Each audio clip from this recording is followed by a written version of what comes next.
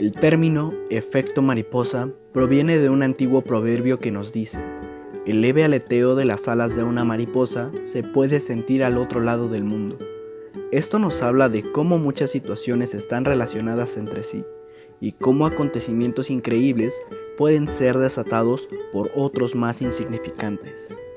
De igual manera, el efecto mariposa se ve íntimamente ligado con la teoría del caos, la cual nos sugiere que pequeñas variaciones pueden ocasionar grandes cambios. Este día hablaremos de cómo una de las obras del Marqués de Sade llevaron a la muerte al que sin duda es el cineasta más polémico de Italia.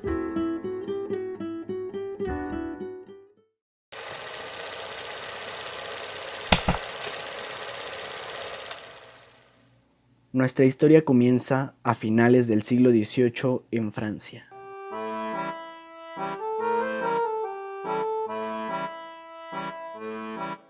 Donde un polémico personaje dentro de la prisión de la Bastilla escribe una de sus obras más polémicas y representativas, titulada como Los 120 días de Sodoma.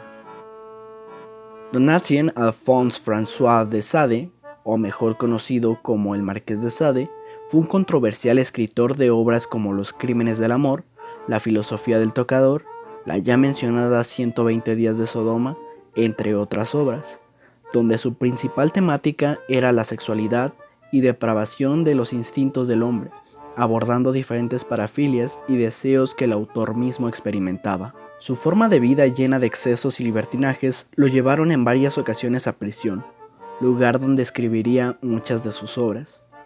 Tras un largo periodo en la fortaleza de Vincennes, Sade fue trasladado a la prisión de la Bastilla en 1784, donde en forma de protesta y como pasatiempo escribe distintos manifiestos y obras literarias.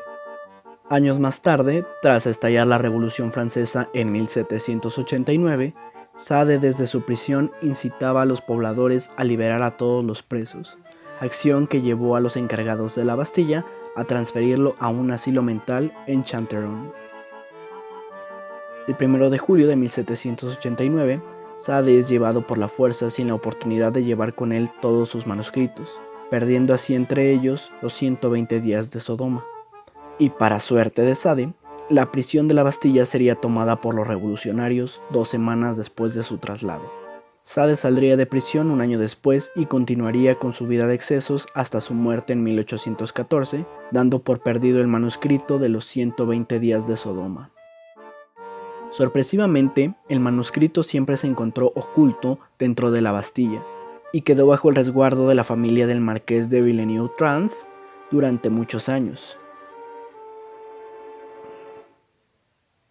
En 1904, el doctor Eugène Durand logró comprarlo y publicarlo en este mismo año, y desde entonces la obra del Marqués de Sade ha conmocionado a muchas personas y ha puesto sobre análisis a varios filósofos con esta teoría del libertinaje.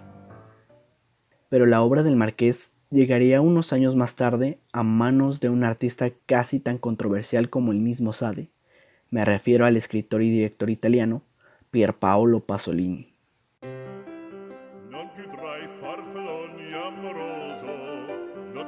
Durante sus años de juventud, Pasolini vivió en la República de Salò o República Social Italiana, una especie de estado títere ocupado por la Alemania nazi a finales de la Segunda Guerra Mundial, y donde Pasolini presenciaría incontables crueldades y maltratos que sufrirían los habitantes por parte del mismo ejército italiano.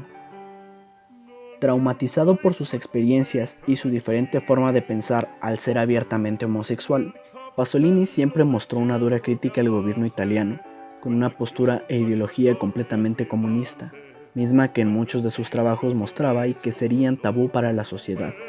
Tras muchos años de trabajo y de vivir decenas de escándalos sociales, Pasolini se encontró con la obra del Marqués de Sade y decidió adaptarla, mezclando elementos metafóricos, criticando a los gobernantes y sobre todo reflejando estos hechos traumáticos que vivió durante su juventud. Filmada con jóvenes en su mayoría menores de edad y que eran ajenos al medio de la actuación, Pasolini creó una de las cintas más polémicas de la historia, llegando incluso a ser censurada hasta la fecha en distintos países del mundo. La película, inspirada en la obra del Marqués de Sade, nos cuenta la historia de 4 hombres poderosos de la República de Saló, conocidos como el presidente, el duque, el obispo y el magistrado. Dichos personajes acuerdan casar a sus hijas en una especie de ritual libertino, donde con la ayuda de varios guardias y algunas prostitutas, torturan y abusan de 18 jóvenes, 9 hombres y 9 mujeres, para experimentar y satisfacer sus propios placeres.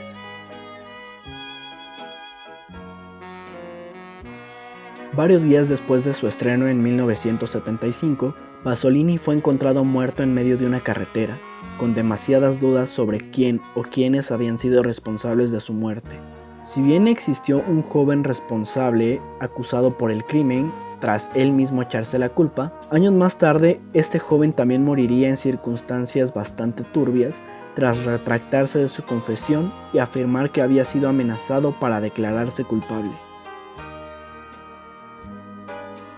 Tanto el Marqués de Sade como Pierpaolo Pasolini fueron figuras polémicas y controversiales para los gobiernos de su tiempo, y que de alguna manera sus vidas se vieron ligadas gracias a la obra de Sade, Los 120 días de Sodoma, y cuya adaptación fílmica llevaría a la muerte a Pierpaolo Pasolini.